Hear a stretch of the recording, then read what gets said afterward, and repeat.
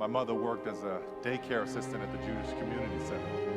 The man that I was told was my father was a carpenter and a functional alcoholic. He was abusive to my mother and I, so needless to say, for most of my younger years, I was angry. And by the time I entered into adolescence, I was furious. God knew I needed points of light. So he gave me a praying mother. Not more than a baby herself, when she married this man, she tried her best to protect me from him. But with no life skills of her own, she did what she knew how to do. But oh, how she loved me. Friday was payday for him, so he would come home happy, but that was short-lived. He would go out and return a few hours later drunk and angry, yelling and fighting her. And as I watched in horror, God knew that this little boy needed points of light. This happened every Friday and every Saturday night, but come Sunday morning, my mother would come in the room and wake me up, shake me in my chest and say, "Come on, baby, let's go to church." When we get there, I would see my mother up in the choir singing, happy, rocking, talking about, "Thank you, Jesus." I remember being a little boy wanting to know this God, this Jesus that made my mother so happy. She said, "Baby, I'm gonna teach you how to be a Christian, the real one. You know, the ones with flaws, that makes mistakes, the ones that God himself used in the Bible, that kind. Not these perfect pretending holy rollers," she called them, you know. She taught me that God loved me, and oh, what a point of light he has been for me. Now, I'm sorry, I know it's not politically correct to talk about God and faith these days, but oh well, they gave me a microphone.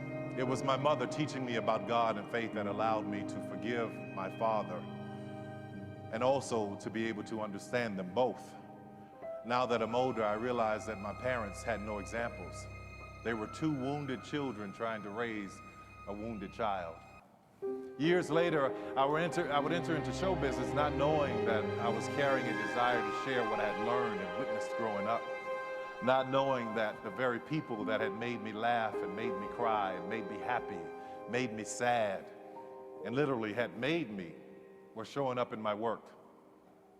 As I look back over my life, there were many people that had a hand in shining light into my darkness when I was growing up. Like Mr. Johnson, who lived next door to me. He told me that I was special. He bought me my first pair of nice dress shoes. They were wing-tipped leather, hand-stitched, and I hated those jokers. I wanted some Chuck Taylor All-Stars, but he was a point of light. And then there was my Aunt Jerry, who was the polar opposite of my mother when it came to men. This woman would shoot first and ask questions never. She taught me how to stand up for myself. She was a point of light with a good aim. And then there was Mr. Butler. Let me tell you how I met Mr. Butler. I had just started junior high school, and in order for me to get to high school, I had to walk through the drug dealers, literally step over the whores and the drug addicts, walk through a graveyard, then in the next block past gang members, and then go through the projects, and then come to a 6-lane intersection, and it was always busy, but just beyond that was the school. Well, one day as I'm approaching this intersection, I hear this voice saying, "Will someone help me cross?" He was in a suit. He had a cooler in a hand and a folded lawn chair in one hand and his cane in the other.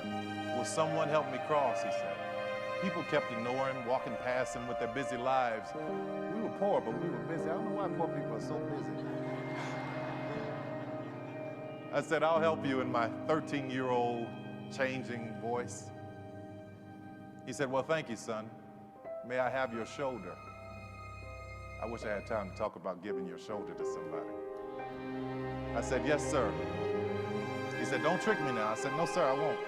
We crossed the street. I asked him where he was going. He told me that he was going to my school to sell praline candies to the kids. So I helped him to the school, and he said thank you, and he told me that God would bless me for my kindness. He and I became friends. We took that walk every day.